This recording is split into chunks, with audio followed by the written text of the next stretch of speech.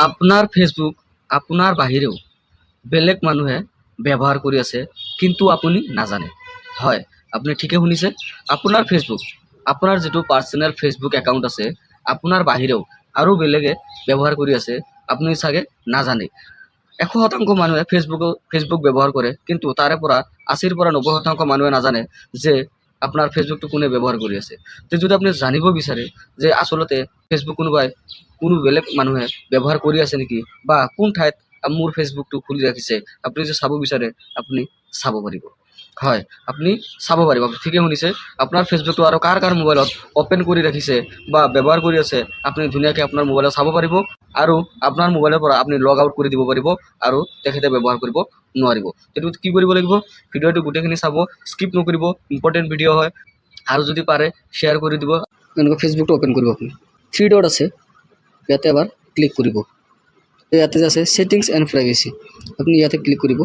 ইয়াতে ক্লিক কৰাৰ লগে লগে ইয়াতে এটা অপশ্যন আহিছে ছেটিংছ কৰিব।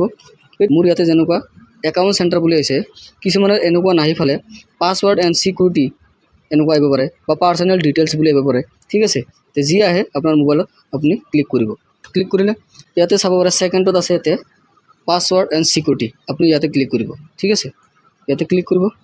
ইয়াতে ক্লিক কৰাৰ লগে লগে আপুনি তলত চাব পাৰে ইয়াতে আছে লেখা আছে, ইয়াতে আপুনি এবাৰ ক্লিক কৰিব। ক্লিক কৰাৰ লগে লগে আপুনি ইয়াতে চাব পাৰে ইয়াতে দুটা আহিছে, ভিভ' Y19, এইটো মোৰ নিজৰ হয়, আৰু তলটো ইনষ্টাগ্ৰাম। তো আপুনি কি কৰিব, প্ৰথমতে এইটো ক্লিক কৰিব। ঠিক আছে, কৰি চাওক। তো ইয়াতে যদি আপুনি চাই ইয়াতে দুটা খোলা আছে। প্ৰথম যিটো ডিভাইচ, এতিয়া দিছ ডিভাইচ এইটো মোৰ হয়, বাকী এইটো যে আছে এইটো মোৰ নহয়, এইটোৱে মোৰ নহয়। এইটো যদি আপুনি প্ৰথমটো যদি চাই, আপুনি যদি প্ৰথমটো চাই ইয়াতে আছে আপোনাৰ নগাঁও ইণ্ডিয়া 17 নৱেম্বৰত।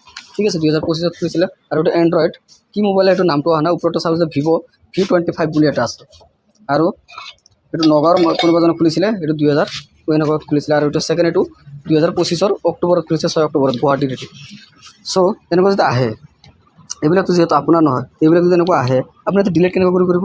আপুনি কি কৰিব, ইয়াতে যে আছে চিলেক্ট ডিভাইচ টু লগ আউট বুলি, ইয়াতে এবাৰ ক্লিক কৰিব। ক্লিক কৰাৰ লগে লগে আপুনি যদি ইয়াতে চাই, ইয়াতে চিলেক্ট বুলি আহিছে, আপুনি অল চিলেক্টটো কৰিব পাৰে, বা আপুনি এটা এটা কৰি যদি কৰিব বিচাৰে তথাপিও কৰিব পাৰে। ঠিক আছে, তো যিহেতু মোৰ ইয়াৰে এটাও নহয়, তো মই চিলেক্ট যে আছে ইয়াতে ক্লিক কৰিম। ক্লিক কৰাৰ লগে লগে আপুনি চাব পাৰে ইয়াতে কিন্তু এনেকুৱা ব্লু হৈ গৈছে। ঠিক আছে, তো আপুনি কি কৰিব, তলত লগ আউট বুলি লেখা আছে, লগ আউটত ক্লিক কৰিব। লগ আউটত ক্লিক কৰাৰ লগে লগে এনেকুৱা লগ আউট বুলি আহিব, আপুনি ইয়াতে এবাৰ ক্লিক কৰি দিব। ক্লিক কৰি দিয়াৰ লগে লগে আপুনি চাব ইয়াতে প্ৰচেছ হৈ কেনে এনেকুৱা শেষ হৈ যাব। তো যদি আপোনালোকৰো এনেকুৱা হৈ আছে, তেতিয়াহ'লে আপোনালোকে এইটো জল্দি চাই লওক আৰু ক্লিয়াৰ কৰি লওক।